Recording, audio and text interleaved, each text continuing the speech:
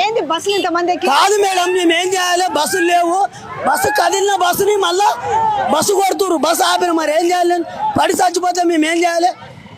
కేసులు పెట్టుకుంటే ఎవడు ఓనర్ పెట్టుకుంటాడు? చెప్తుంటే కూడా వింటలేరు మేడం. మేము ఏం చేయాలి చెప్పండి? కేసులు మా మీద అవుతున్నాయి. వాళ్ళు పడి చచ్చిపోయి నాకు అక్కడ ముందు చూడిపోండి మేడం. మేము ఏం చేయాలి చెప్పండి? మరి ఇక్కడ బండి ఆపితేనేమో వాళ్ళు పోవాలంటున్నారు, బండి ఆపకపోతేనేమో అది ఉంటుంది. మొత్తం మేము ఏం చేయాలి మేడం చెప్పండి? ఇప్పుడు ఏం చేయాలి మేడం? మరి లోపలికి పోతే బండి కదిలిస్తా, లేకపోతే ఆపేస్తా. మరి నేనేం చేయాలి మేడం చెప్పండి? వాళ్ళకి చెప్తే అర్థమవుతుందా? ఇప్పుడు 10 ఏళ్ళు డ్రైవర్ జైలు అంటున్నారు, 7 లక్షలు జుర్మానా కట్టాలంట. మరి నా భార్య పిల్లలు కిరాయి ఇంట్లో ఉన్నారు, నేను జైలుకి పోతే వాళ్ళు ఎక్కడ పోవాలి? రోడ్డు బతికైతుంది.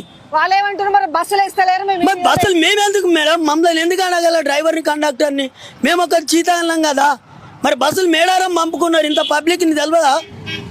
సీఎంకి తెలియదా? రాజకీయ నాయకులకు తెలియదా? పబ్లిక్ని, సిటీలో పబ్లిక్ విడిచిపెట్టి నువ్వు బస్సులు అక్కడ ఎందుకు పంపుతున్నావు? పబ్లిక్ ఏం కావాలి? ఇలా బస్సులు లేవు, వాళ్ళు ఏమంటారు? బస్సు లేదు మేము ఎట్లెక్క పోవాలంటారు, మా మీద కొట్టడానికి తయారవుతారు. అప్పుడు మేము ఏం చేయాలి మేడం? ఇప్పుడు పిలాపల్లి బస్సు ఊరోళ్ళు ఒక్కరు లేరు, 5:30 వరకు ఊరోళ్ళు నిడిచిపెట్టిపోతే వాడు గల్ల పడతాడు, అరే నన్ను నిడిచిపెట్టి బస్సు ఆపలేదని. మేమేం చేయాలి? ఎవరి గురించి?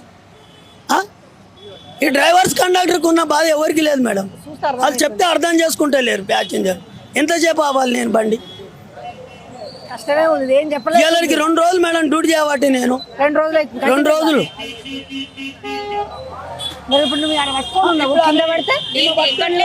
అసలు తిప్పుతున్నారు వాళ్ళు, ఎక్కట్లే నిలబడి బైక్ వాడు వస్తాడు, నాకు కనపడదు. ఆ బైక్ కి తగిలితే వాడు కింద పడితే చచ్చిపోతాడు, బస్సు కొట్టిపోయినా అంటారు. మరి మేమేం చేయాలి మేడం?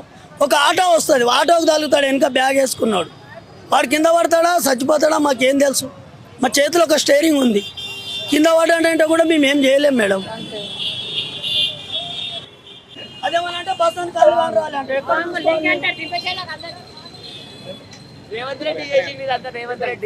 అర్థం కోసం చూసుకుంటాడు. పిరి బస్ అన్నాడు, ఇవాళ ఏముంది పిరి బస్సు?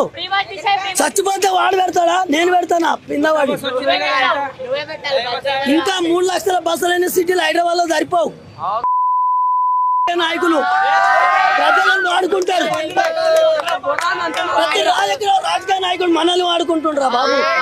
వాళ్ళ కాదు, వాళ్ళు డబ్బు సంపాదించుకొని పోతారు. రేవంత్ రెడ్డి గారు కూడా సంపాదించుకొని పోతారు. మీకు ఉద్యోగాలు